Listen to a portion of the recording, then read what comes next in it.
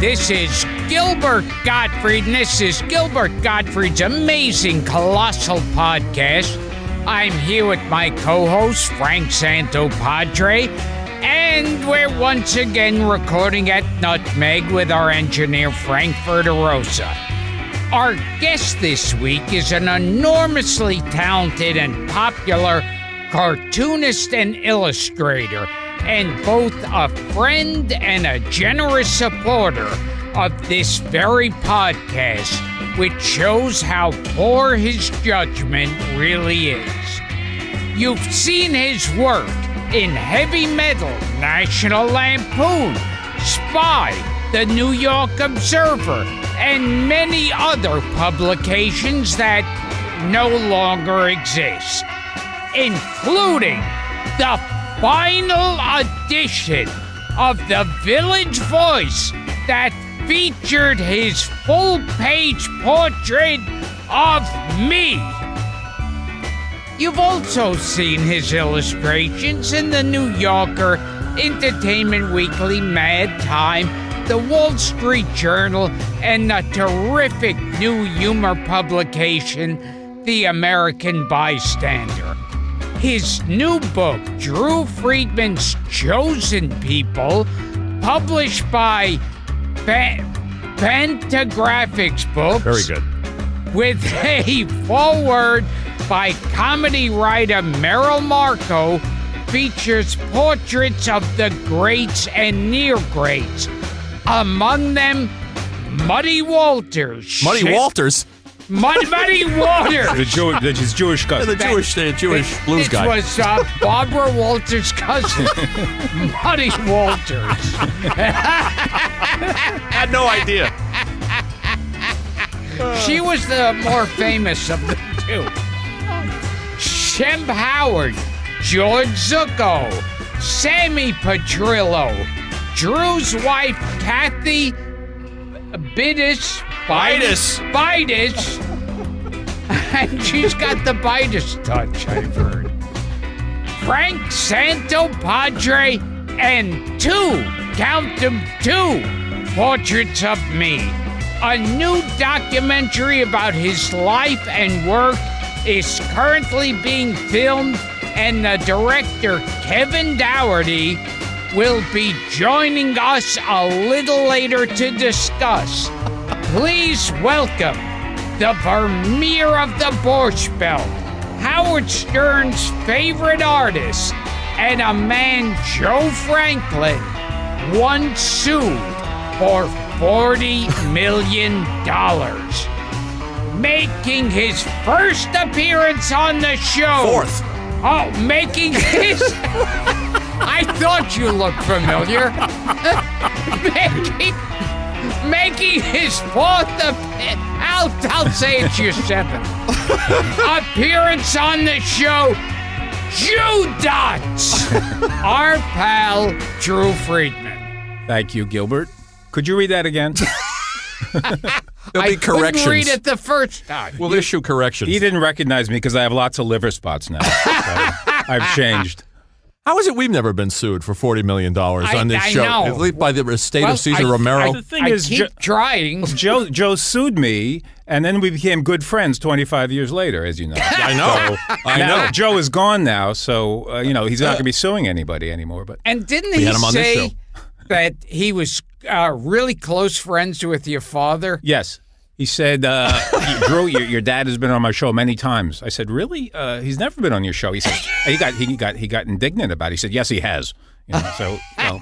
It's like, who could argue? Who could fight with him? Joe also said he had Cary Grant on, Greta Garbo, Oh, yeah. John Lennon. We've talked None of about those this. people. None of those people were on. My favorite, when we had him on, he was telling us about the time he had both James Dean Right. Yeah. and Al Pacino on. Right. Yeah. We And looked it up. Yeah, we worked it out, and Al Pacino would have had to have been 11. 5. I think it was 11. I think it was 11 when James Dean died in 55. It would have been 11. So it's possible he was acting when he was 11, but unlikely that he would be on the Joe Franklin show. Unlikely. Yeah. Bloody unlikely. But there's no surviving footage of any of that. So By the way, he doesn't do the Jew dots anymore. I noticed in 30 that. years. no, Yeah. Yeah, it's only been 30. Gilbert has to eat. Yeah, Gilbert is still doing audience. monster jokes in his act, so it takes a while. He's doing Hell's a Poppin' jokes in his It's actually act. been 25 years since I drew with the dots. Because where we met was we were both contributors to National Lampoon. Right. And you used to draw your drawings and you'd shade them with like a million tiny dots. That's right. And so whenever you showed up at the offices and I'd see you, I'd start screaming, "There he is, Jew Dots." You'd follow me around. Everybody clear the way for Jew Dots. Jew Dots! Jew Dots! He would follow me around chanting it. Yeah, But, I'd follow of course, you through all the offices. This is only my first appearance on the show, but we've talked about this in the past. Yes. But I don't remember Gilbert the and other I, time we we met. did. This was the National Lampoon, the unfunny years. So in the 80s, when there was no longer, they made an editorial decision not to be funny anymore. So they hired Gilbert and I and Frank to do work for them. I was a freelancer, but yeah. Well, when they were down on Spring Street? Yeah, they moved around a lot because they couldn't yeah. pay their rent, so they kept getting thrown out. And I but- think they had a different owner each Well, this week. is when the publisher hires his own children to run the magazine. These kind of things happen. Although, I liked his children.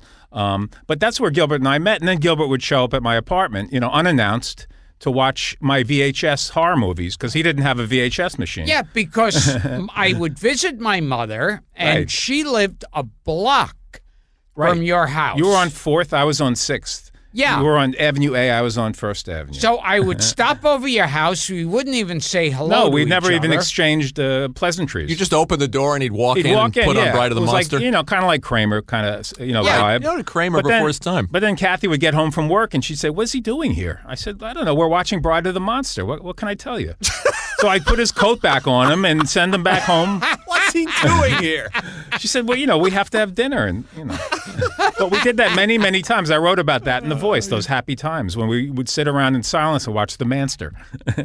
Or Bride of the Monster or The Haunted, Three the Haunted Stooges in orbit. Strangler. Or the Indestructible Man. Yeah, well, that was a favorite, of course. Yeah, which I think you're going to be talking about a little later. And we watched the Owlet's Wing and Yes. Lizard's Tail episode. Route 66, yeah. Yeah. With Lon Chaney, Peter Lorre, and Boris Which, Karloff. according to a previous And episode... George Maharis. George Maharis. Let's start. Yeah, Let's start. okay. Where are we going with this? Well, George Maharis, in case none of you have ever listened to the show before, was caught in a men's room It's like greatest hits. many years ago. He was a handsome actor, very successful on TV, and he was caught in a men's room with, would you like to say the name, Drew? Well, let me just digress for 1 second. When I was on the show the first time, you asked me, Drew, who was George Maharis caught in the men's room with in Van Nuys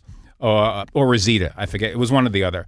I didn't know. I was stumped, and I'm still chagrined, embarrassed about that. I didn't know it was Perfecto That Tellez. is inexcusable. I know. That was 3 years ago. Perfecto Tellez. come I'll a never long way. forget. We'll never forget now. Perfecto Tellez. If you're going to get caught in the men's room with anyone, it's someone named Perfecto He was a Tellez. hairdresser. Now you guys, Yes. you guys know that Perfecto is still alive and a potential guest, right? And George Maharis is alive. I don't You know. could arrange a reunion. I don't know that Maybe- Perfecto's still with us. Is he? I believe he is. Okay. Paul, you know what would be George ideal? Maharis is. George Maharis, I know. Yeah, Paul will find out. It would be we lost ideal Perfecto. if we were talking to Perfecto Tellez and Frank Sinatra showed up with George Maharis. Be great. Or Frank Sinatra Jr. Yeah. One or the other.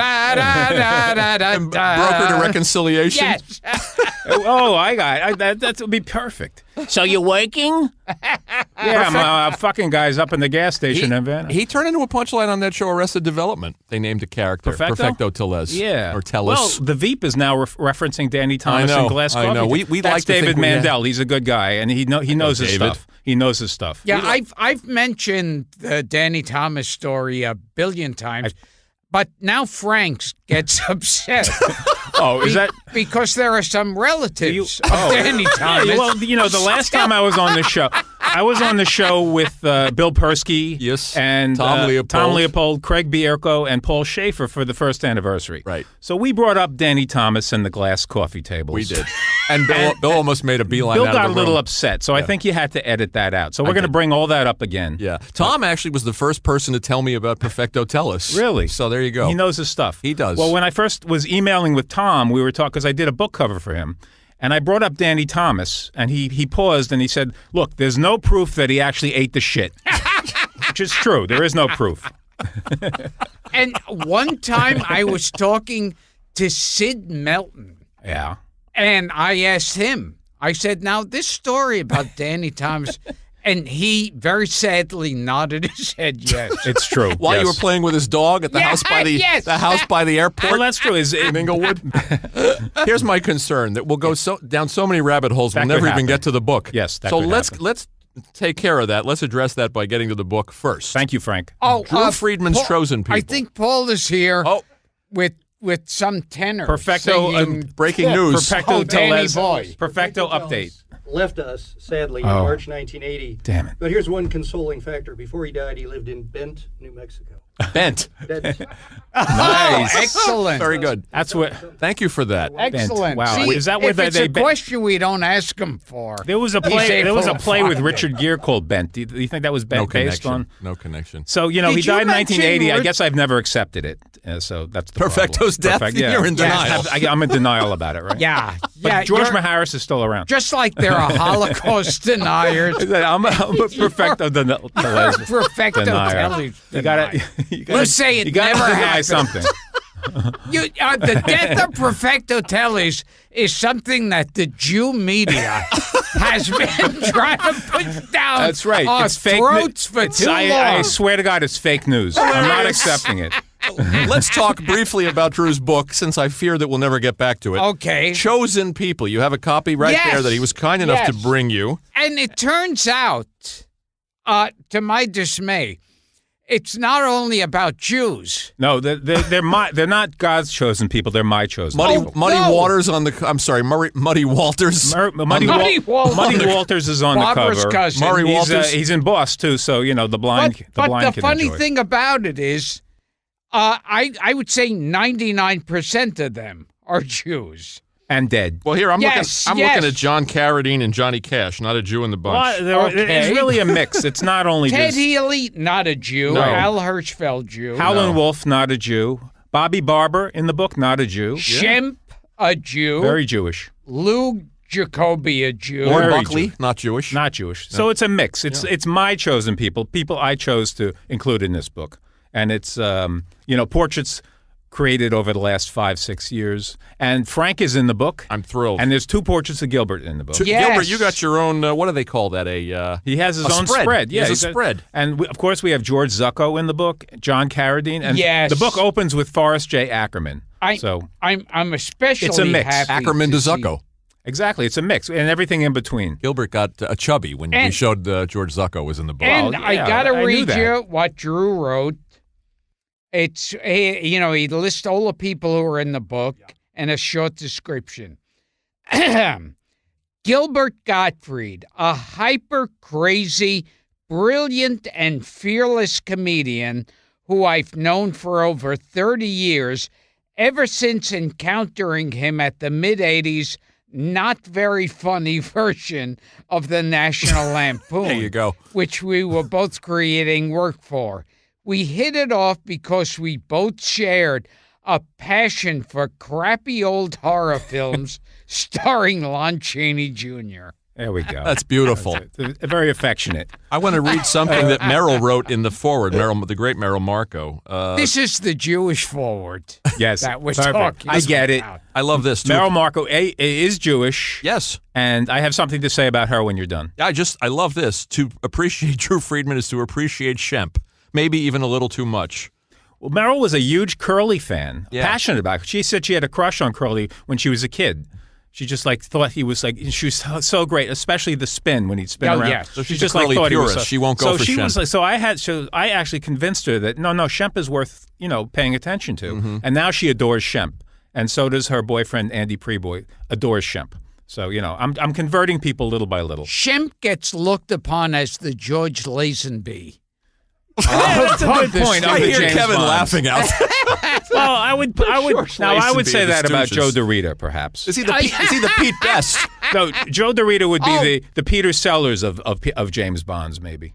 The one you always forget played Timothy James Bond. Dalton. Oh, okay. Yeah. Well, he was okay. But Joe DeRita, we're discussing him lately because we found photos of him and Randolph Scott. Now, Randolph Scott, for those out there who don't know, was either the boyfriend or girlfriend of Cary Grant. Right. So he went from Cary to Curly Joe, which is a natural progression, you would think. Now, You have no proof of that, Gilbert. We have photos of them hugging, though. So, make up your own mind. and I heard Cary Grant would lie under a glass coffee. Oh, you. And I have Joe DeRita. I have a list of Would guys take who your would lie shit under on glass coffee tables. Otto Preminger was also into that. He was into that? Yes. Do tell. Yeah. You didn't know that I one? didn't. Yeah. So, every between breaks during filming Skidoo, Where was something- you would unwind Who else was into with hookers shitting on top Where of would them. you and- come by information like that? like people send me this stuff. Usually I could I could sense if it's real or not. But Sometimes you'll tell me these stories that, I'll tell stories on the show that are disturbing. well, I just learned something yesterday. It's never too late. But- Did you know whose nickname was Princess Tiny Meat no. in Hollywood? Frank, do you know? No. It's tiny meat. Princess Tiny Meat was his nickname. Think about it. Walter Slazak? No, you're close though. It's just a wild guess. Montgomery Clift. Wow. Marlon Brando coined that phrase. So he had a small dick? Supposedly, and that's one of the reasons he was, aside from being having a lot of issues, he had a tiny penis. Yes, I didn't know this till yesterday. No, I didn't either. But I didn't know it till the thing is, just everybody this talks minute. about the big cocks like Milton Berle and Hunts Hall and Eddie Fisher, but the tiny ones. Who had the tiny cock? Guy Marks? Guy Marks had a huge one, Yep, supposedly, that's and supposedly William Bobby Randell William told me. Dafoe, they say. But the tiny ones, nobody talks about that. So that's the first I learned about Montgomery Clift. Willem Dafoe. Willem Dafoe. Willem Dafoe, I met recently, and I didn't know Is it this. true? I would have asked him. Did you sleep with him? Well, If you're gonna malign the guy, get his name right. No, that's an honor. What are you talking about? Oh, I thought he was Gilbert in and I a are small honored club. that Milton Berle had the biggest schlong in all of Hollywood. Yeah. Yes. A Jew of all people. What do you think of the story that Richard Kind told us that Forrest Tucker took it out and putted a golf ball? That's with great. it? That's great. Yeah. Excellent. but Forrest Tucker, even though he worked with Larry Storch for all those years, he did belong to a restricted golf club. A golf course. Did he? Well, they Yes. all did. All the non-Jews did. And I think Oliver Hardy. And Ward Bond, probably. Oh, forget and Ward John Bond. Wayne. Yeah, there were some notorious Jew haters out there Yeah. back then. And that's why they had to create their own club, like Groucho and George Jessel. Hillcrest, right? Right. Yes. That's right. Yeah. Although I met Anthony Quinn, and he said he used to go to Hillcrest because he just loved sitting around with all of these old comedians that he grew up It was watching. one huge table of Cantor, Groucho. Can you imagine Groucho? Lou Holtz, Willie Howard. Yeah, Jack Benny. I think Jessel, David Steinberg Benny. used to hang out with those guys too. Yeah, used well, to go he to was the like club. he was under Groucho's wing Right. late in the late '60s, and took the first stab at Minnie's Boys. But that must have been pretty. I don't know if they filmed any of that. I doubt they did. Who was under Groucho's wing? David Steinberg. Oh, wow. Groucho loved him, Yeah. and hired him to write the first version of Minnie's Boys, which he didn't like. What happened, or it didn't work out. He told us that when he was on the show, Gil. You Yeah, wouldn't remember that. I don't pay attention. You might have been napping. Groucho wanted Shelley Winters to play his mom because she had big tits. Basically, is what it came down to. I never saw Minnie's Boys. Was it? I saw it. I was 11. I loved it. You did. But what did I know? I was 11. But I loved it because it was like seeing the Marx Brothers on stage. Right. Like they did a lot of the shtick. But the thing is, Shelley Winters was so bad and she couldn't sing, so she would get on stage and basically gummo up the works. Nice. That was actually a quote from the New York Times review. Now- And that's why the show was a flop. But I loved it. Did you see And it? also, Minnie's No, I Boys? never saw the it. thing is, Groucho was a consultant on the show, so he was always in the audience. So I went up to him during intermission and got his autograph when I was 11. I went under people's legs practically because everybody was crowded around him, but I was just a kid. So I still have his autograph on my playbill. That's the first of 3 times I met him. Right. You went to the house with Dad. And That came yeah, later. as a kid, you were at Groucho's house. That was my third encounter with him. Was casually, Erin Fleming, his girlfriend, who used to, throw him down the stairs and things like that. Yes. But we can forgive her. Did she like your pop? Yeah, Erin I think Fleming? she was, she had a lot of friends out there, like young Hollywood type. So my dad was out there screenwriting, and they became friendly. So she said, Groucho loves kids. Could you bring your sons? So my two brothers and I, were invited with my dad to Groucho's house, and we spent the entire day there. In fact, we put him to bed. He got in his pajamas. Love it. Wow. My dad gave him a copy of his current novel. Groucho took it to bed with him. But Groucho at 7:30 was watching You Bet Your Life, which just came back into syndication for a half an hour. So Groucho excused himself to watch it, and then he went to bed. But we put him to bed in his pajamas. Wow. I love that. But We kissed him on the cheek. It was like, an incredible memory. But, stupidly, we got no photographs. But, you don't think about that then. But then, didn't he invite you? Yes. Yeah. That's the story. One of my regrets, probably my greatest regret, is the day after Erin Fleming called my dad and said, Groucho had a great time with you guys. He'd like to invite you back next week because Mae West is coming over. They haven't seen each other for 35 years since they worked together at Paramount. And so my dad said, hey, guys, Groucho's inviting us back. Do you want to go? And my brothers and I looked at each other and said, we had enough Groucho. So That kills me. I still regret that. But you wouldn't have called him if you'd had his number in your wallet. You didn't call George Carlin. Yes. Gilbert, did You didn't call. You didn't call Jonathan Winters. Jonathan Winters. Did you get to meet Larry Fine ever at that time? No. Yeah. Or Mo Howard, any of those guys? None of the I met Larry Stooges. Fine when I was a kid. I told you Did that you? at Dutch Wonderland in Wow. Pennsylvania. Wow. Was he sweet? making That's personal right. That's appearances right. in the wheelchair. I got to meet Emil Sitka, who was the that Stooges. counts? Yeah, I went to his house. He was great. I was going to illustrate his that reminds me, we haven't talked about my book yet. Let's talk about the book Emil again. Sitka We was talked about supposed to be. They were planning yet a newer version. That's right. Of the Stooges after Larry was way too sick Yeah. to do it, and the third one was dead. Well, they got Curly Joe, Mo, but Mo was really old at that time. Yeah. And then they took photos with Emil Sitka filling in for Larry, even though he was a foot taller than the Yeah. other two guys. But then the day after they took those photos, Mo died, and Emil told the story. It was very sad. I got a call from Mo's daughter, come to the funeral, Emil, Mo is dead.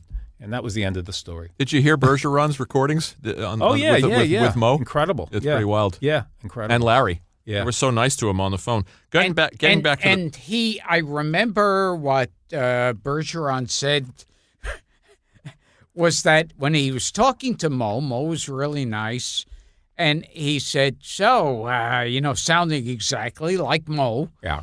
and he said, so, where'd you get my number from? And he goes, I spoke to Larry. He gave it to me. And there was a pause, and Mo goes, Larry.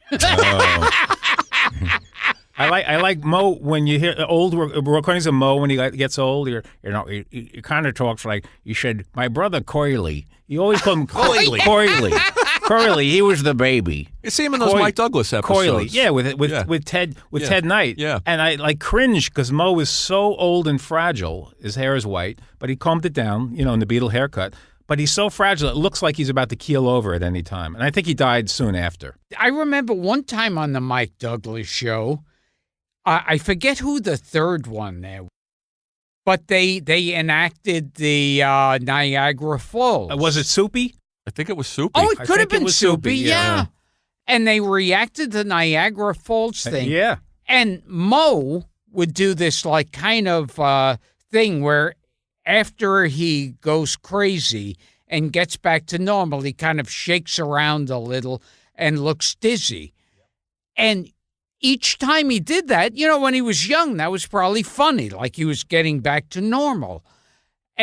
But now you could see on both their faces, they were looking like, oh, is he going to die now? That's what I remember, yeah. Mike Douglas seemed very concerned. Remember that, Frank? I do. Yeah, I do. he looked really worried. each Yeah, time and I Mo was did worried that. too as a kid watching that. You can watch those on YouTube, and it's like he was shaky. Well, but, it's kind of like the later Three Stooges where they'd slap each other That's and go, right. wait, you're 80, you're slapping, Well, just all- these are 80-year-old men slapping yeah, it's each like other. at that. Mo, where's Curly Joe? I want some pancakes.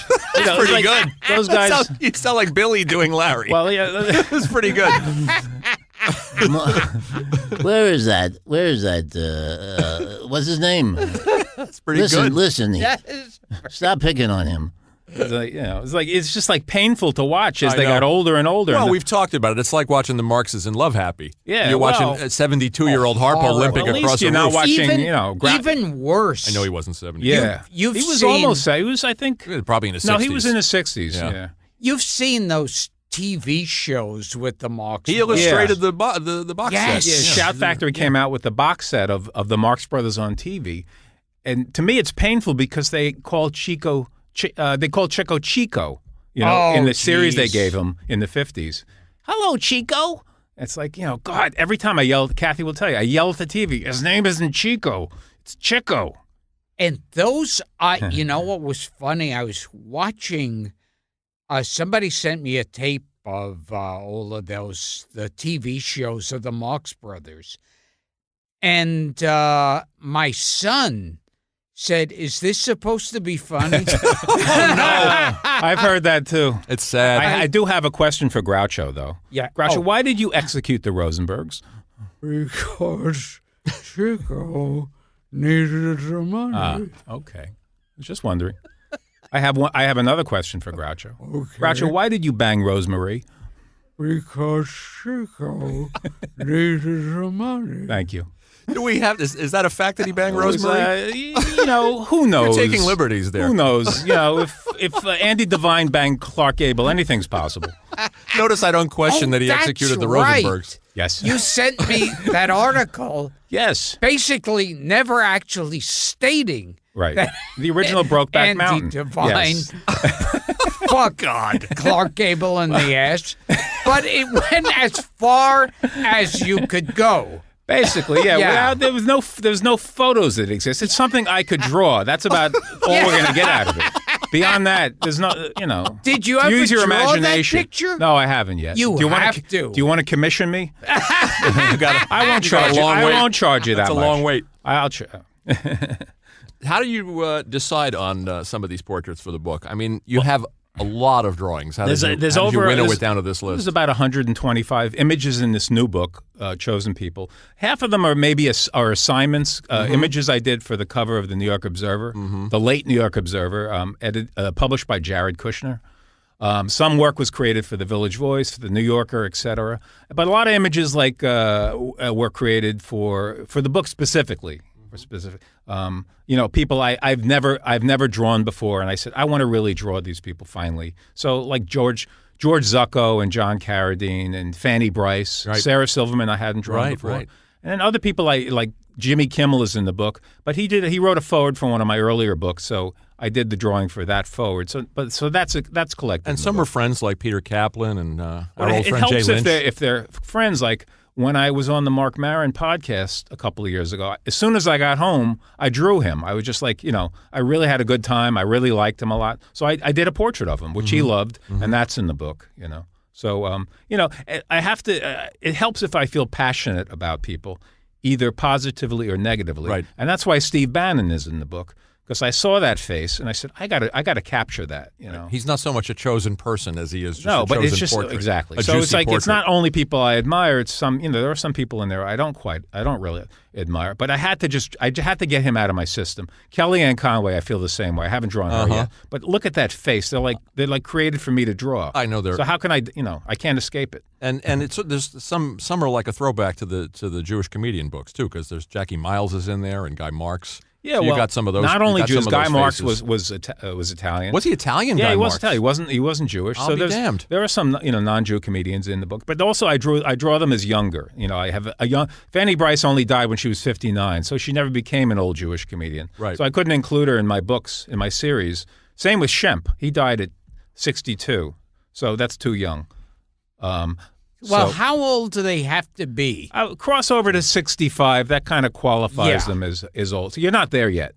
Because when I saw my picture in your book, I was thinking, oh, fuck, I hope this isn't an old Jewish comedian No, book. you're not there yet. Although My friend Bob Greenberg is begging me to include him in one of those books. But I just said, look, you're not old enough, Bob. I'm sorry. You're going to have to wait. Book number 12. Exactly. Speaking of that, you've talked about it before, but it's fun. Talk about some of the reactions that you got from people like Jack Carter. Well, when Jerry, you said loved it to death. The first book came out. We talked about this, but when the first book came out, the publisher sent it to some of the comedians who were in the book, we got their addresses. So phone calls started coming in. I was laying in bed because I had sprained my back, like installing a toilet seat, which Jews should never do. They should hire people to do that and pay them as little money as possible. Yes. Right? We actually had an answering machine still back then, so phone calls started coming in. The first was from Freddie Roman, the dean of the Friars, who loved his portrait, who left me a message. I love it, but I have one question. Who is Larry Fine? He didn't know who Larry. He didn't know who Larry. No, he didn't know who Larry Fine. Oh my God! So it's like it's a different world than Freddie's world, which is from Kutcher's and the Concord and that world. So I explained it to him. Then Mickey Freeman called from the old Bilko show. Mickey Freeman. Fielding Zimmerman, the little blonde-haired guy. He called. He loved it. Drew, I loved the book. It's fantastic. That sounds just like Mickey. If you remember, Mickey was on Bilko, and he could hardly, he would like bark out lines. Sarge, Joan Hogan is the most beautiful girl on the base. He could barely. But Nat Hiken loved him. Because he was a character. Right, but as he became faces. older, he became more British somehow. Hello, Drew. This is Mickey. Well, we got to know Mickey. He was in his later years. delightful, and he would have been a great guest for you guys. Yeah, he would have sadly been died a couple of years ago before we started. But it. he loved the book. In fact, he actually made it an industry for himself. He obtained books wholesale from the publisher and would sell them at radio conventions. Love it. That's a Gilbert move. Jack up the price. Yes. Yes. A Gilbert at Chiller move. Theater Cons, he'd jack up the price because he had me sign my, through signatures that he would paste on the books and jack up the price and sit there with Larry Storch. And then he would get his friends to call me and say, we want to be in your next book. So I got, a couple of those old timers like Bobby Ramson. Right. And a few of them called me, and Larry Storch too, saying, Drew, I'd love to be in your sequel. And so I put them in the sequel. Of course, I said, when Larry called, I said, it would be an honor. I'd love to. Nice. Larry Storch I was once at a convention with him. Yeah. And he wears the Agon Oh, he hat. sure does. Yeah. He dresses the part. He's a terrific guy. A wonderful. Yes. I love this Adore interview him. with you guys. He's terrific. He's still kicking. It's 96. I think we did that interview 3 years ago when he was 93. Yes. And he's still going strong as ever. We went to his apartment. Yeah.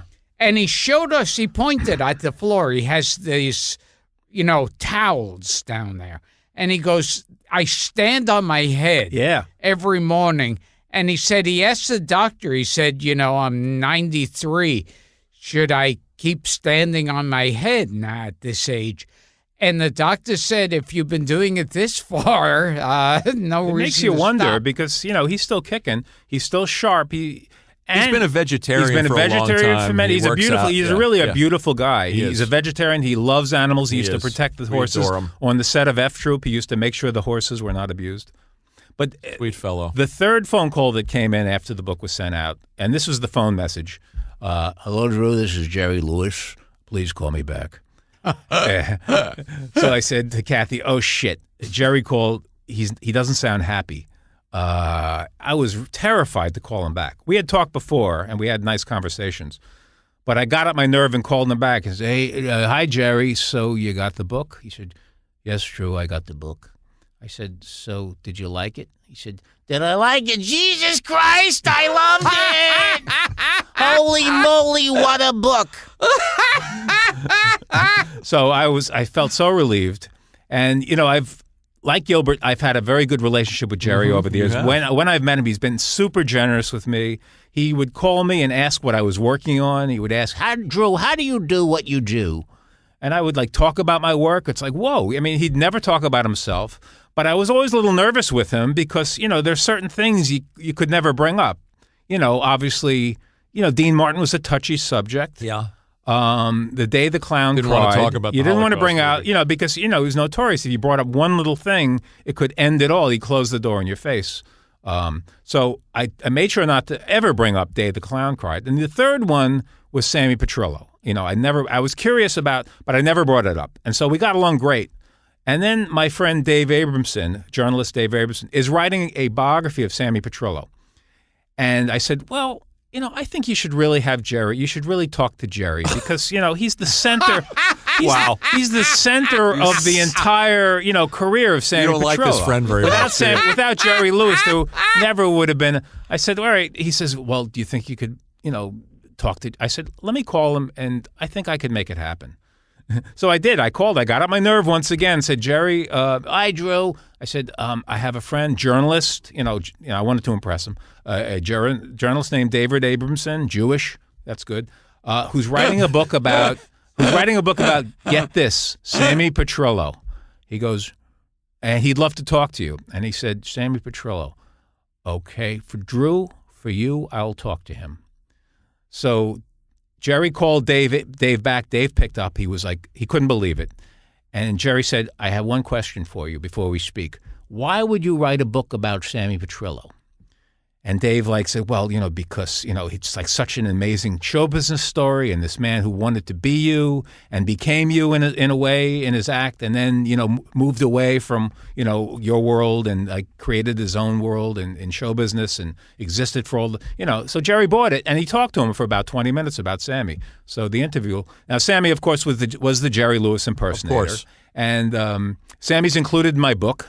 Because, he starred in the film with Bela Lugosi, who's also in the book. Yeah. Bela Lugosi meets a Brooklyn Gorilla with Duke Mitchell, who's the Dean Martin-ish co-star. And it's funny because Sammy Petrillo is a clone of Jerry Lewis. He's amazing. It's spooky. Very scary. I just watched, this is not on YouTube, but there's a tape of Sammy Petrillo with Eddie Cantor from 1952, right after Jerry had discovered him. And it's uncanny. He's on with Eddie Cantor, and the audience really thinks it's Jerry Lewis. It's crystal clear. And Martin and Lewis had him in one of their sketches. They just used him once as Jerry's little brother. Yeah. He pops his head out of a suitcase. Jerry put him under contract, but didn't use him beyond that. And that's when Sammy broke off and got the deal to make the movie in Hollywood in the next year, which Jerry was upset about. He never talked to him again after that. The Bela Lugosi film, which is actually it's a pretty good film, I think. In fact, William One-Shot Bodine? It's actually better than some or several or a bunch of Martin and Lewis films, not the Frank Tashlin ones, but the early ones. It's actually at least on par with it. And then I think Hal Wallace was the producer of Martin and Lewis. That sounds right. Yeah. And he at first was planning on legally putting a stop to Bela Lugosi Meets the Brooklyn Gorilla. And then when I guess he saw some clips of it. That's right. And when he saw how bad it was, he thought it's not even worth the trouble. He had to calm Jerry down because Jerry was livid about it. This is what I know about it. Dean was casual. He said, let the boys have their fun. Who cares? Yeah. Jerry was livid about it. But then the film was so atrocious. I think it played for one weekend in Hollywood, maybe 1 week, and it was gone. But of course, it's become this huge cult classic. So, Sammy Petrillo's name kept coming up in Jerry's life.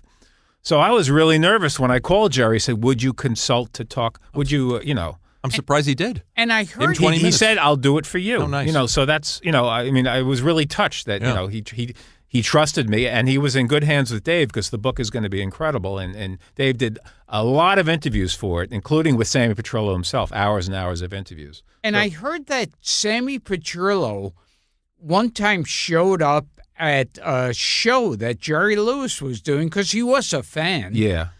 And Jerry Lewis found out about it, and he had Petrillo removed. Yeah, there are different versions of that. Supposedly, Jerry's illegitimate daughter was also in the audience that night. I think it was when Peter Bogdanovich was interviewing Jerry in Times Square, and then Sammy was somehow in the front row. It was a completely awkward. I wasn't there, but I heard about it secondhand from a few people. And, yeah. But I think Jerry dealt with it. He kind of ignored the situation. I'm not sure. Now, did you meet Sammy Petrillo ever, I never Gilbert? met Sammy Petrillo, but although a friend of mine who was a comic, he did a set, and he told me Sammy Petrillo was in the audience. He was like, whatever, third-rate producer wannabe or agent wannabe, whatever. Nice. And he went up to my friend and he said, I'd like you to be involved with either this TV show or movie I'm putting together.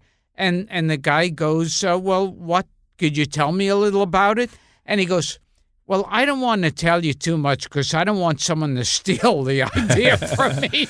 That's Sammy. Sammy claimed he invented the Munsters. He came up with the concept of the Munsters. Yeah, I hadn't heard that. He wrote a script called My Father the Monster. Yes. He claimed. Very interesting. He had a lot of claims. He also claims that he was going to be signed to make 52 movies with Mitchell and Petrillo. But Martin Lewis broke up, so the act, it's like, they couldn't sell it after that. But he came up with the number 52 movies he was going to make. Well, before I forget, guys. The first one made so much money that they had. Oh, wait a second. Drew brought a prop. I just got this. You can't see it, unfortunately. I just got this in the mail today. Is that Uncle Milty? It's a Milton Berle puppet from 1950. Oh, we'll have to put this on social media. Why is he black? I thought it was Godfrey Cambridge. He hasn't aged well. I guess he's got. I thought it. He moved to Palm Springs. I think that's the thing. I thought it was Obama. This is like I have friends, including Frank, who send me things from my.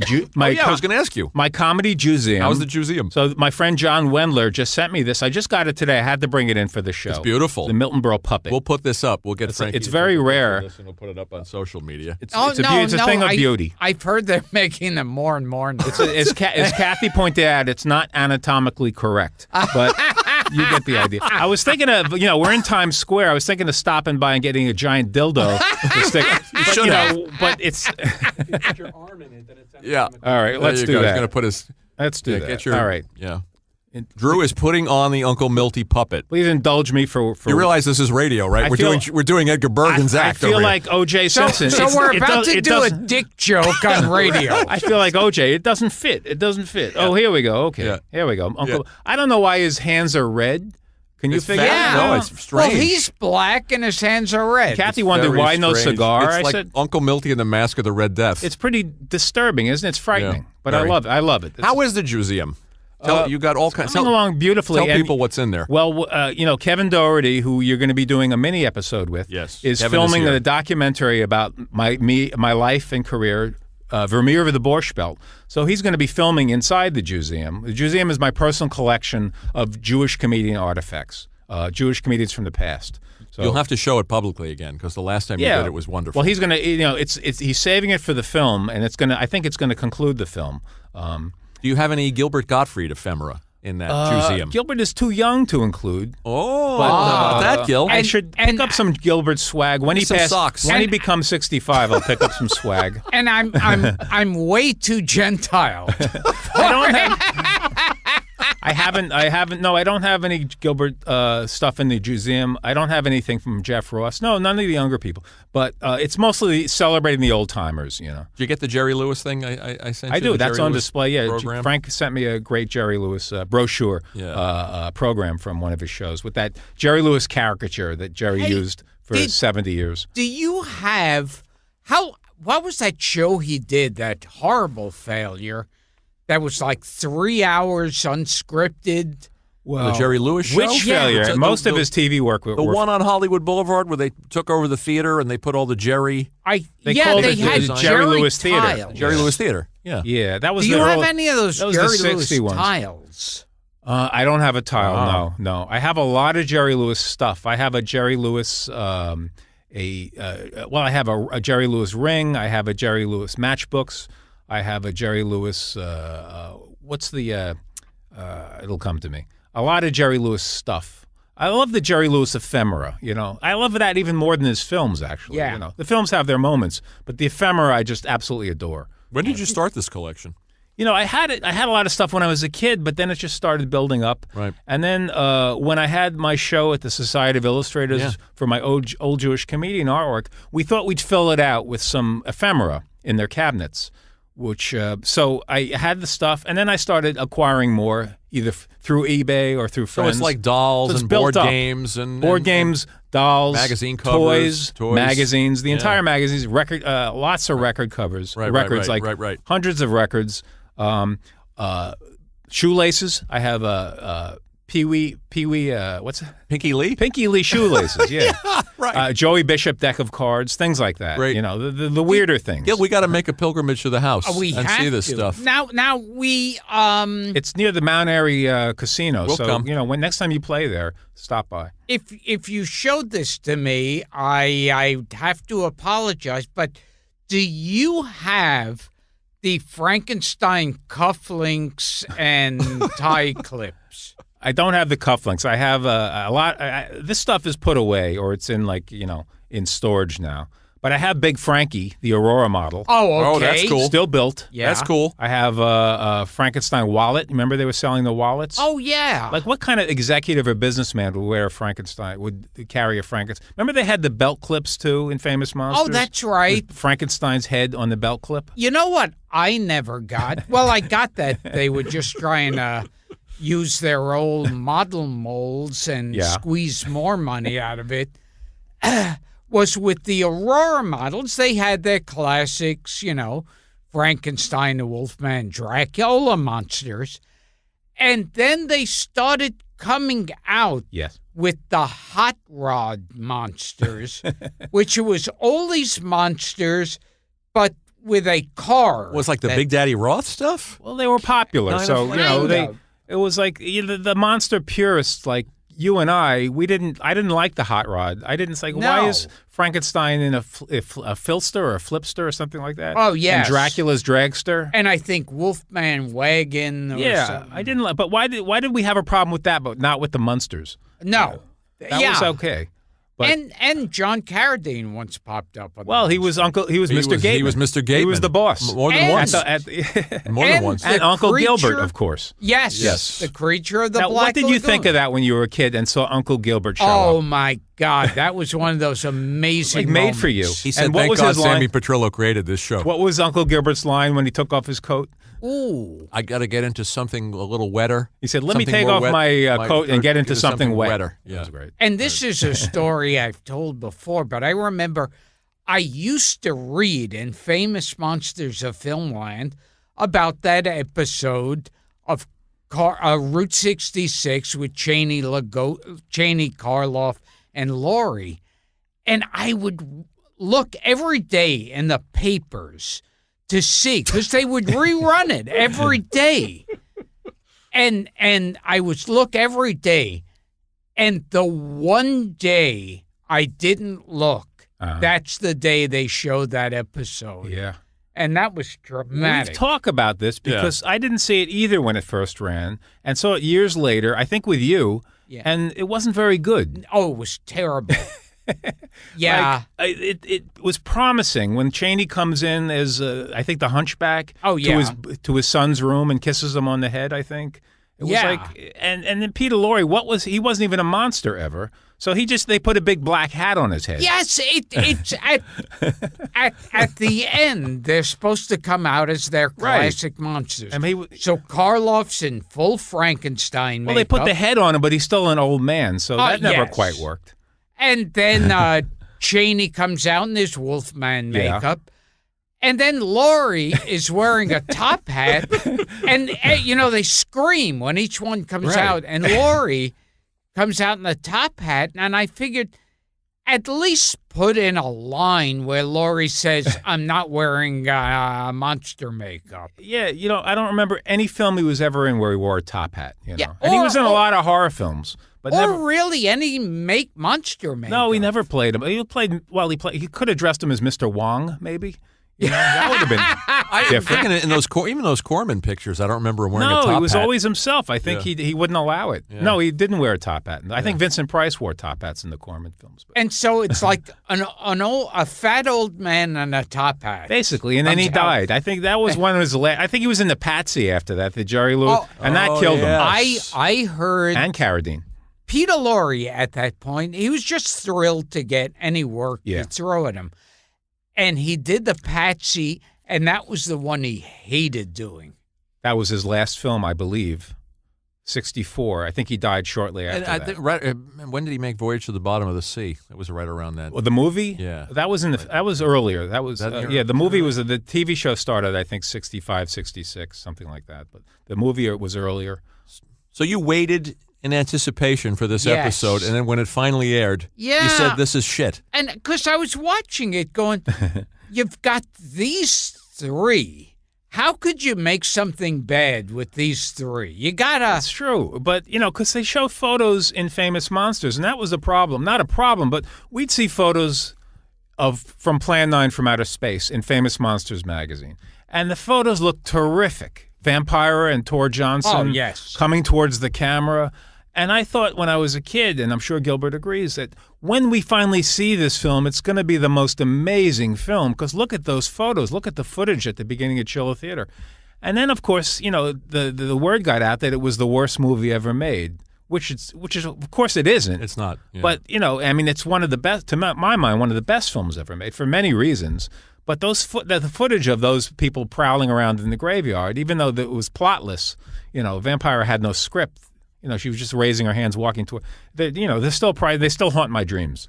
And I remember at the beginning of those Chiller movies and everything, they would have like clips from everything that all look like these were great. All shitty, like the shittier films, like Attack of the 50-Foot Woman. Oh, yes. And Dracula's Daughter. All those AP films, American International films. They had I forget which movie. The She-Demons. But they had a guy in a really shitty gorilla suit. like raising his hands. That's on YouTube. It might have been Bob Burns. Oh, it could have been. The shitty gorilla suit. Yeah, Speaking of shitty movies, king. the Meryl Markle, just back to Meryl for a second. Her first published work actually appeared in Horror Monsters magazine in 1962. She wrote a letter to Horror Monsters. Love it. And they printed a letter and printed a photo of her and her brother. She's wearing a Vampira mask.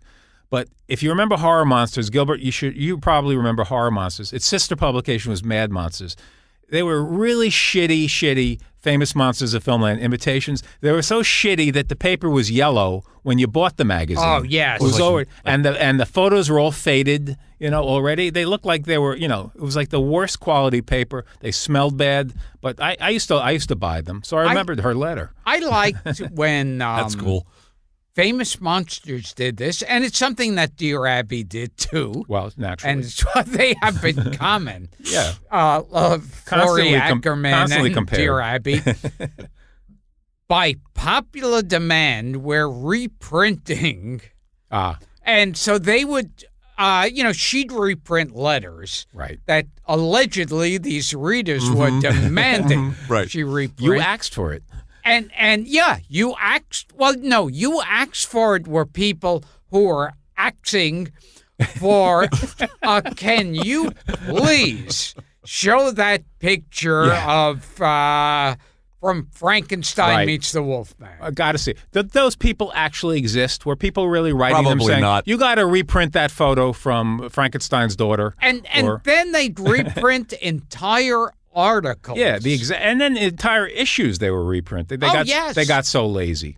But did you know, I've heard that Forrest Ackerman was a nudist. Had you heard that? Was a what? A nudist. A nudist. I mean, he was a lot of things, but I heard he was a nudist. Oh, Lord. So I would imagine that him inviting Tor Johnson to the nudist colony for a weekend. And I wanted to do a comic strip about that. And I still might. Oh, you have to. I will. Last time we talked about Tor showing up on You Bet Your Life. Oh, well, you've seen that footage, right? Oh, Tor yeah. Johnson. Fantastic. It was 1960. The best thing ever. It's great. There's a edited version of it on YouTube, but I used to have the whole thing. It's pretty amazing. Do you have anything to ask Groucho about that? I think Groucho erased it from his memory. But, and now I do have another question for Groucho. Okay. Groucho, why did you hold up Trump's decapitated head? Because Chico needed some money. Thank you. I'd love to see Groucho holding Trump's Wondering about that. decapitated head. All right, that clarifies that. Let me ask you a couple of questions and get these out of the way. These Sure. are from fans. Grill the guest. We do this on Patreon. Marion Aves, or A-V-E-S, Marion Aves, or Avis. I don't know if you can even answer this one, but take a stab at it. Of all the classic Mad artists, Drucker, Jaffe, Wolverton, Jack Davis, your friend, Sergio, who's also your friend, these are the ones he lists anyway. Do you have a particular favorite artist? His name is Marion, this guy? Marion. It might be. Marion? M-A-R-I-O-N. Okay.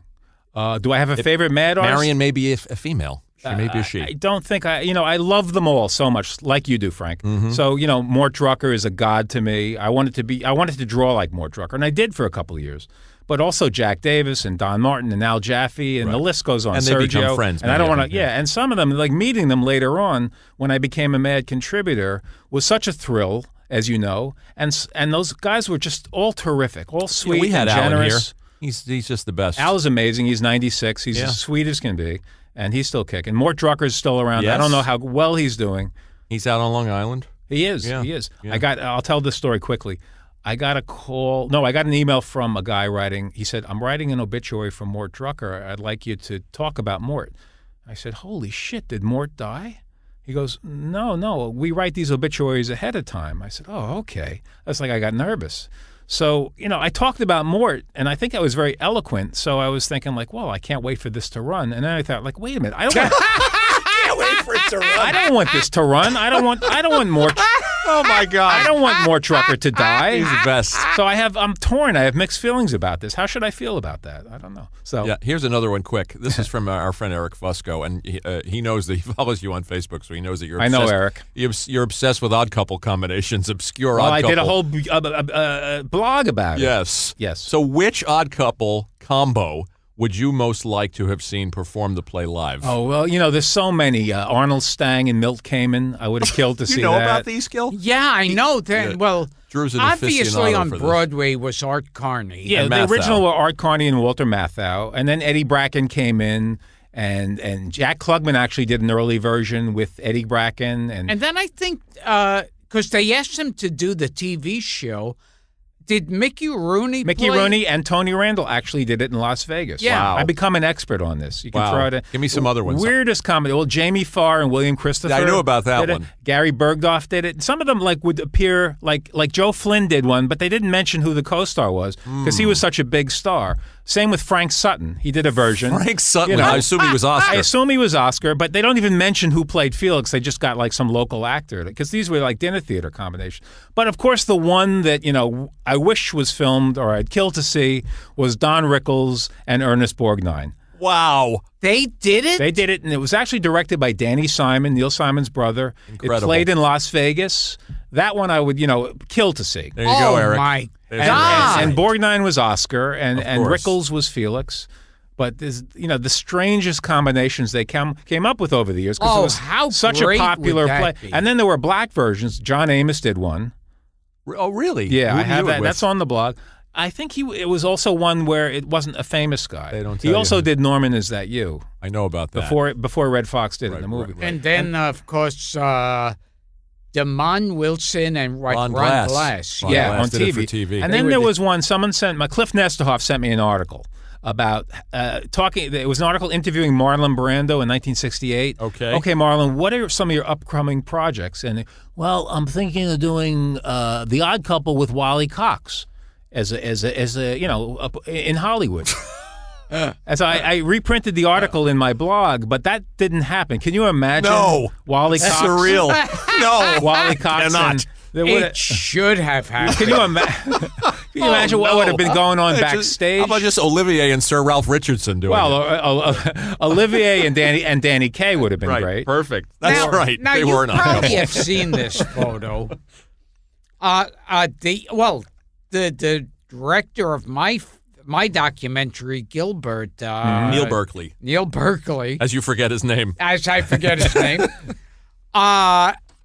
showed me a photo on the internet that is allegedly Brando sucking Wally Cox's dick. Well, okay. Well, there is a famous photo of Brando doing that, but it's not necessarily Wally Cox. Oh my God! Now, that photo was supposed to be included in. So we've got Brando sucking a cock. Yes, but yes. it's There is one of a famous photo that was supposed to be included in the first Hollywood Babylon book, but Kenneth Anger, the author, the guy who put that together, did Lordy. not include the photo for maybe legal reasons or something. But there's no proof that that penis belonged to Wally Cox.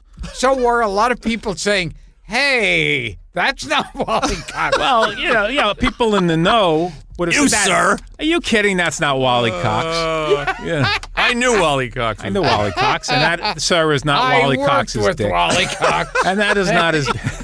That is not Mr. Peeper's cock. I'm sorry. Let's talk real quick, too, about your Heroes of the Comics books, which are terrific. Thank you, Frank. Oh, can I ask you, have you ever met Don Martin? No, you cannot ask me that. No. I did. I talked to him once. Yeah. His wife called and said, "I'm going to put Don on."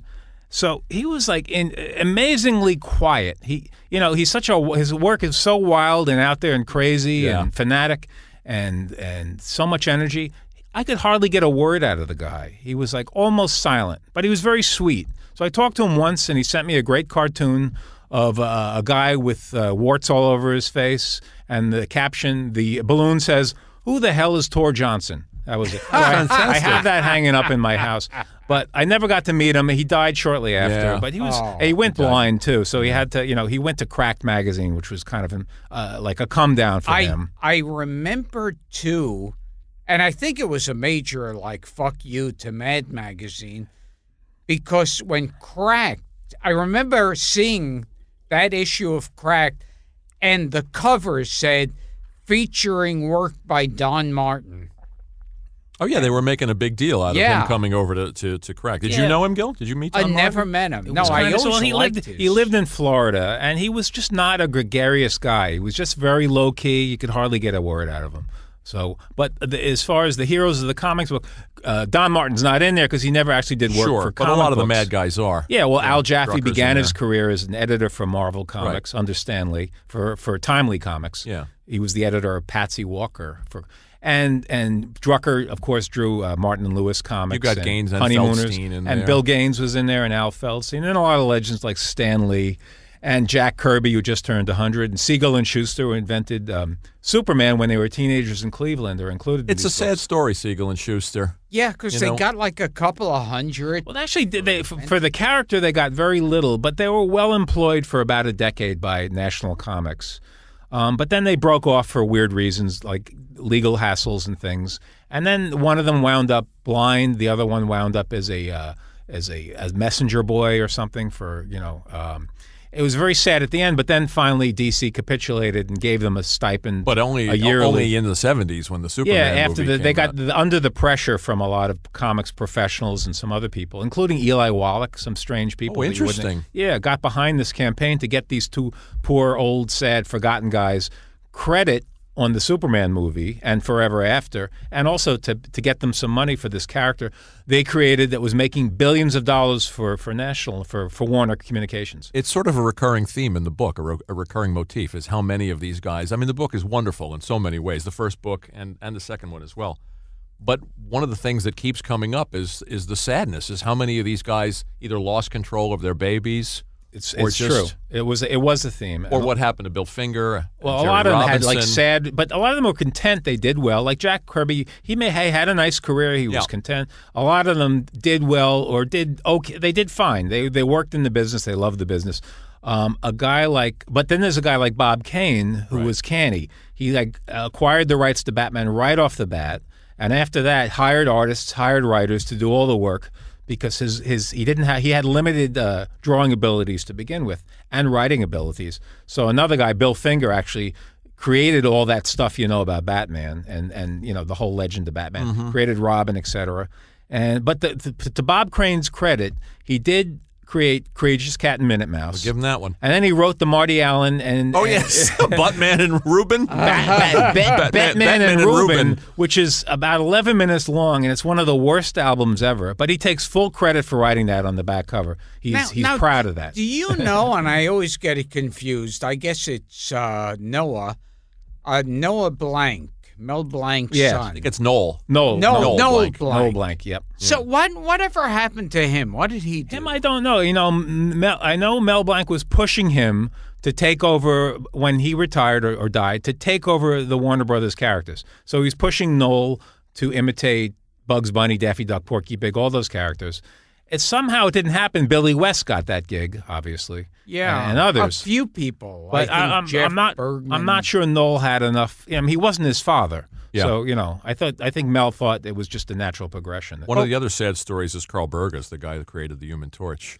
Too. Yeah, Isn't sad. it? He created the Human Torch, which was revived, in the '60s in the Fantastic Four, unbeknownst to Carl Burgess. Carl Burgess wound up drawing for those shitty worn imitation magazines like Weird and Voodoo, Tales of Voodoo. Yes. He wound up drawing and editing for those publications. Kind of sad, but he's in the book because he was a super talented artist. But he just kind of got the shaft, and it was kind of sad how he wound up. Now, this is a little off that subject, but do you have anything to ask Groucho about Wally Cox's dick? Subtle. I don't have I don't have a question for Groucho about that, but I do have one final question for Groucho. Okay. Okay, Groucho, why did you cut your 6 sons out of your will? Because Chico needed the money. That explains it.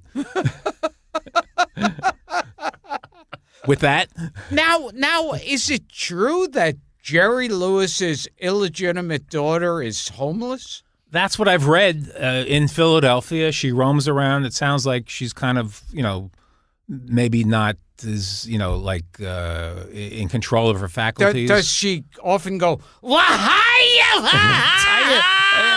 I assume so. You'd have to Assume think. so. Yeah. You don't need a DNA test. Well, they say she's crazy. She just They does say that. she's crazy, so maybe she does. But I hear about this. It's like, oh, come on, she's making it up. But then I look at her face and say, yeah, she looks like Jerry. I don't know if he denied it. I think he actually helped support her, raise her, or gave her money, or gave her mother money when she was growing up. So it wasn't like he turned his back or anything. Now, there was some article, I didn't see where it was, though, where it said how she found out that Jerry was dead. Oh, I didn't hear that. No. But, her mother was a showgirl, and Jerry, got around. Yeah. He made, when back in the day. And so, anything's possible. I don't know much about her. I guess she'd be a good guest. Yeah. You'd have to, pick her up. You'd have to find her on I don't think it's going to happen. You'd have to find her in Philadelphia and drive her up here and feed her. Did Jerry tell you he was going to outlive George Burns? Yes, he told Drew, I'm going to, my goal is to outlive Milton Berle and George Burns and make 100 years old. And it's like he didn't quite, well, he made it to 91. He made it. He was in failing when health for a when long Jerry time. first called me, it was like, oh my God, I knew he was going to call because I did a tribute to him in the New York Observer, basically asking for the Academy Awards to give him a special Oscar. It was a full-page piece. Jerry saw it and called me the next day. And the editor of the Observer, Peter Kaplan, told me, Jerry's going to call you. And I was like, so thrilled. Jerry called. We had a great conversation.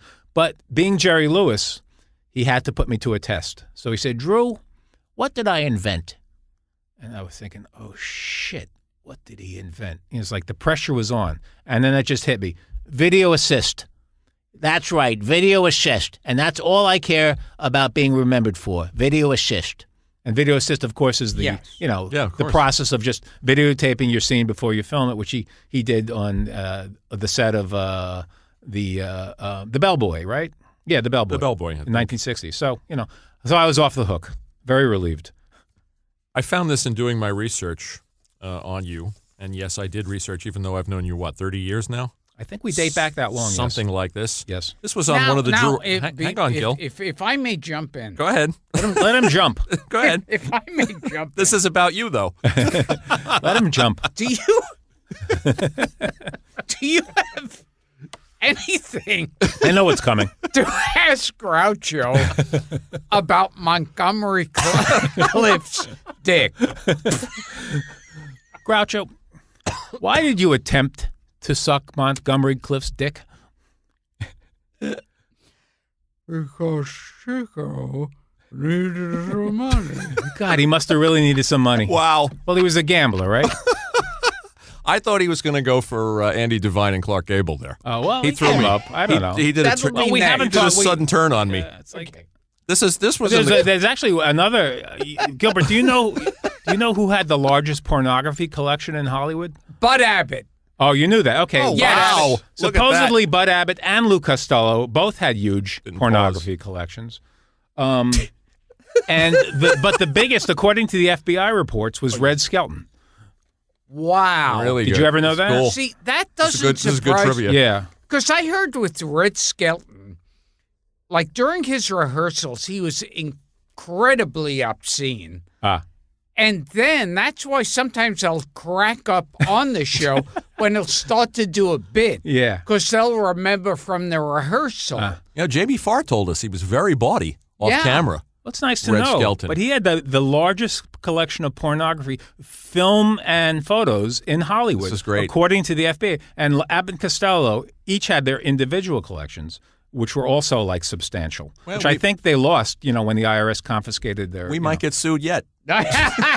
This is what I found in the comments section while I was doing research and you were being interviewed. I on heard Bud Abbott used to shit on All right. coffee table. No, that's not true, and neither did Jerry Lewis. It was Danny Thomas and Otto Preminger. That's all I got. Now they would. I love Otto Preminger. Now they would lay under the coffee table. We got to get this straight, because someday there's going to be a glass coffee table book about this subject. It's going to be an inquiry. And there's a lot of witnesses. It's like a Rauschman type deal. There's a lot of witnesses to it, sort of like the Milton Berle Forrest Tucker. I'm going to read this if it kills me. Okay. This was in the comments section under a blog or a website where you were doing an interview, and I'm scrolling down and I'm reading the comments, and everyone's saying Drew's a genius, and I love Drew's work, and I don't know how he does that. And then I get down to this comment, and this guy says, I heard Gilbert Gottfried used to show up at Mad every month to get a free magazine. Well, you got to ask. They got pictures on the wall of Gilbert. Gilbert, how do you I plead? wouldn't show up every month. Not Okay. every. No, I would show up after not being there for. You a were few getting months. issues for your kids, right? Yeah. And Before he had kids. then Oh. I'd say what issue was Right. the last one I got. Well, you were looking for older issues so you could sell them on eBay, right? Oh, and at Lampoon. at Lampoon, I used to pick up not just old Lampoons, Yeah. but I think The heavy metals, right? heavy metal. Oh, Yeah. yeah, heavy Yeah. metal. Yeah. And like an idiot, I all the times I've been up to DC Comics, Yeah. I never took Really? like 1,000 copies of the one that Holy shit. Superboy won, that Superman one. You did. I wrote. That's a missed opportunity. But when you got the heavy metals in National Lampoon's home, did you sell them on the sidewalk? Is that what No, you were I doing? wasn't that bright. Oh, because you could. I the should have. Superboys you wrote, was it a Superboy comic or A Superman comic. Superman? They're Yeah. available. I think I saw them online. Yeah, it's probably $1,000. No, it's Well, a it couple depends. of bucks. It It's probably depends, like yeah. 50 cents. I sold now. all my comic books off years ago. I had huge stacks of them. I said, "What am I going to do with this shit?" Oh, they're turning yellow, so I sold them all off for $500 about 25 years ago. Because we had a small apartment, the apartment Gilbert used to visit in the East Village. So they were just, Kathy and I just said, like, we don't want to crate this stuff around anymore because we were moving to the country. I just sold them off. I kept a couple of samples, but I just sold them off. Before we go, do you want to say anything about Frances Bavier? Well, it's like people are obsessed with her taint. Can you? I don't know why that is. It's Frances Who Bavier. are these people? Well, they're both, Facebook friends and the like, relatives. I see. Um, She's come up on this show. Now, Frances Bavier. Clint Howard talked to She and Andy Griffith hated each other. I did not know. They did, Apparently. yeah. Yeah. Really, Apparently. Frances Bavier. She came up because they one of these phony Facebook posts or online posts. They came up with a photo of Gloria DeHaven from 1948, saying, "Here's Frances Bavier in 1936." And it was a sexy Gloria DeHaven in a bathing suit. So I knew instantly it wasn't Frances Bavier. So I did the research and found photos of Frances Bavier when she was young. She looked like you would expect her to look. But I also drew a picture of her in a bikini. I drew a picture of her remember it well. for an Andy Borowitz piece in TV Guide of her in a bikini. I remember. So I included that in the blog too. Look, here's what a sexy Frances Bavier looks like. So you can see it if you go to if you Google Frances Bavier, Drew Friedman, you can see the image. See, it's like I'd heard that Andy Griffith and her immediately hated each other. Well, she was a refined stage actress from Broadway, and he was like a kind of he was a comedian doing the Huckleberry Hound voice. And that when they did the TV movie like Back to Mayberry or something, they had they even had Otis the drunk, although he wasn't a drunk anymore. Oh, they sobered him up, really? Yeah. Yeah, they cleaned up. Why would they do Otis. that? That's sad. And Howard Sprague? even everyone who was alive, Right, Gomer Pyle. But it starts off with a funeral. Which it's Andy standing over the gravestone. Francis. Of Aunt B. Was she dead at the time, or She was alive at the time. Oh, wow. And that hurt. It's to make it hurt even worse. He's hearing her voice talking to him, and they got an imitator. Oh, wow. Going, Andy, make sure Billy to West. brush your teeth and cut your hair. Oh, what a nightmare! I did watch that. I don't remember that, but I remember Gomer Pyle being working back at the gas station, and I thought, what a come down. I mean, he was like a respected Marine.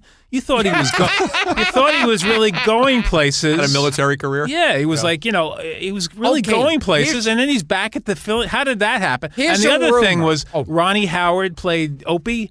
But he's all bald with a big comb over, Yes! and Andy still has the big, thick head of hair. How did that happen? Oh, Well, how'd he turn you out know to be a what I redhead? remember from Right. that is that when he sees Opie, and they both shake each other's hand, and I'm saying, no, they why aren't they hugging each other? Yeah. This is Sheriff Taylor and his son Opie. They should be hugging. It's an outrage. They hadn't seen each other for years? Or Yeah. It was like Opie left Mayberry for some reason and then came back? He became like an editor of a newspaper. So he had to leave. Yeah. Oh, in Mount Pilot? Publisher. It's like when Red Fox left Sanford and Son, all of a sudden, it's like, why would he leave and all of a sudden Lamont is living with Grady? It's like, it never made sense to me. I know The Sanford Arms. They seem so close. Right, Yeah, and right. then they brought in Delarice. It just never clicked. Here's a story I no heard. ending to this episode. Oh, I'm sorry. That's okay. Here's a story. He doesn't I like to heard. rap. This is the final story. That Frances Bouvier. Bavier. You put her in the Kennedy family.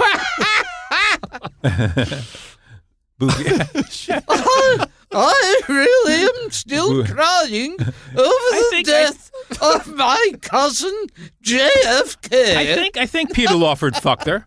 Isn't that possible, Frank? It's possible. I know Well, with that, everyone responsible for his death. So Wow. Frances Plug the books. Bavier, I heard, became a recluse, and she was one of those that like owned 1,000 cats, and that like Sandy Dennis. she had been dead for a while before they found her, Nice. and that the cats were eating Eating her her. dead. Oh, no. That's a nice thought.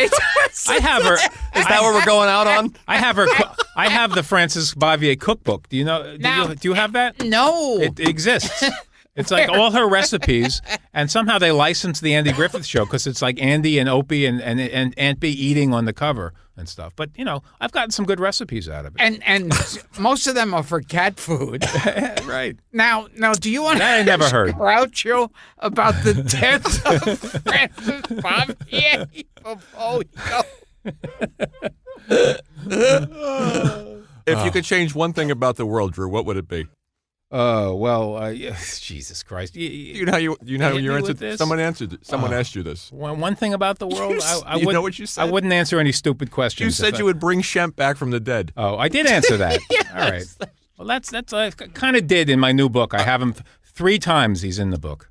Good segue. Chosen People, Fantagraphics book. Thank you. When does it come out? Comes out early November, and Frank and I are doing a book launch for it at the Strand Bookstore on November 15th. So if you're in New York, please come to that. Absolutely. Come to that. And I also want to plug Heroes of the Comics and more Heroes of the Comics, which are tremendous. I found things out. I didn't know that C.C. Beck modeled Captain Marvel after Fred McMurray. Well, you look at the image, and it's there. Yeah. You could see it. There's a ton of good stuff in there and a ton of heartbreaking stories, too. That's true. Gilly, Yes. what do you think? Yes. Well, first, Should we let this man go home? You want to ask Groucho about Groucho. the death of Francis Bavier? We're not leaving here. He's a dog with a bone. Groucho, what can you say? Why did you let Frances Bavier lay dead in her house for months so her cats could eat her? Lord. Because Chico needed her money. There you go. Full circle. I knew there was a good reason. Marie Prevost I knew about. She was the silent film star that was eaten by her dog. There are a lot of. Dachshund. There are. But I didn't know about Frances Bavier. Yeah, I don't know if that's true. I don't think it is. I think Louis Stone, who played Andy Hardy's dad. I think he was alive when they found him. Uh-huh. He had been stabbed. But I did Gig Young, after he killed that girl, did he? Gig Young, he shot himself. Yeah, he killed. That's right. Yeah. At least, yeah. This is ending on a real right, sweet this is note. sad. I This think is too sad. Aunt B used to shit on George Lindsay. I didn't say that. The host said that. Yes. All right. Frank, take control, would you? Some weeks it's just hopeless. Anything else to plug? That's it for now, I think. Okay. And And you're going to draw the what's that? the thing you said you were going to draw. Which is Tor Johnson, and Forrest J. Ackerman. right, Yes, and I'm going to Forrest get J. home and get Ackerman. right to that. Okay. Naked. So I'm Gilbert Gottfried, and this has been Gilbert and Frank's. Nope, not that one. Oh, that's right. That's coming up. I'm Gilbert Gottfried, and this has been Gilbert Gottfried's amazing Colossal podcast with my co-host Frank Santopadre and the man who has endless questions to ask Groucho, Drew Friedman. God bless Bobby Barber. That's all I can say. I'm giving him his due. Thank you, Drew. Thank you, guys.